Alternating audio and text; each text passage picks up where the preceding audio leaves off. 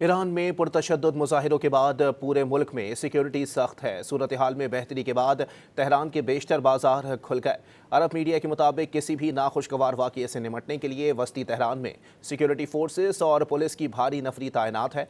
उधर गैर मुल्की खबर एजेंसी और अमरीकी इंसानी हुकूक के इदारे हराना ने मुजाहिरों में अमवात 2000 के करीब तक पहुँचने का दावा कर दिया।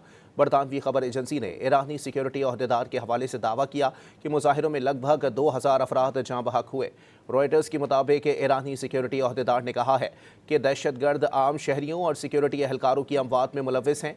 अमरीकी इदारे हराना के मुताबिक 14 रोज़ के मुजाहिरों में 1982 अमवात रिपोर्ट हुई हैं, जिनमें 1847 मुजाहिरीन और 135 सिक्योरिटी एहलकार शामिल हैं, जबकि 16,780 अफराद गिरफ्तार हैं।